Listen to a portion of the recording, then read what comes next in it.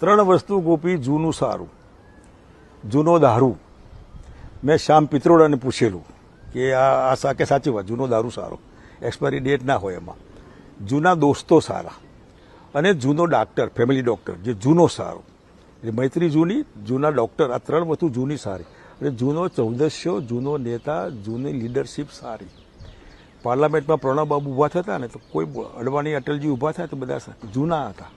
શંકરસિંહ વાઘેલાને જો 56નો ઇતિહાસ ખબર હોય અને આજે એના રસ્તાની ખબર હોય, નવાને રસ્તાની ખબર ના હોય, બાપુને રસ્તો કેમ કાઢવો એ ખબર હોય ને એટલે ભાજપમાં હતા એમાં રસ્તા કાઢ્યા, કોંગ્રેસમાં રસ્તા કાઢ્યા, અને સરકાર કોને કહેવાય એના રસ્તા દુનિયા ન કાઢે, પબ્લિક ઈચ્છે એવા રસ્તા કાઢ્યા. વગર એપોઇન્ટમેન્ટ લોક દરબારમાં આપ આવો મળવા માટે કોઈ, અને વિધાઉટ સિક્યોરિટી આવો પ્રશ્ન ફટાફટ કલ્પના બહારના આ પબ્લિક જે કહેવાય ને એ પબ્લિકમાં મારી ઉંમરને અને પબ્લિકને શું સંબંધ છે? આજે બી મને જે ફિઝિકલી કદાચ મારી ઉંમરના લોકો ફિટ નહીં હોય, મારે 5 કોથળો મારા હાથમાં આવે તો આમ પકડે પડી ના જાય. એટલે આમ ફિઝિકલી ફિટ, મેન્ટલી તો કોઈના સર્ટિફિકેટની મારે જરૂર નથી. અને એટલે આ વસ્તુને, આ જૂની ત્રણ વસ્તુ, જૂના નેતા સારા, જૂનો દારૂ સારો, જૂના ડાક્ટર સારા, જૂની દોસ્તી સારી. એટલે હું જૂનો માણસ પણ મને રસ્તા ખબર છે તમારી સુખાકારીના, મારા માટે નહીં, મારે હું ભોગવું બાકી છે મને.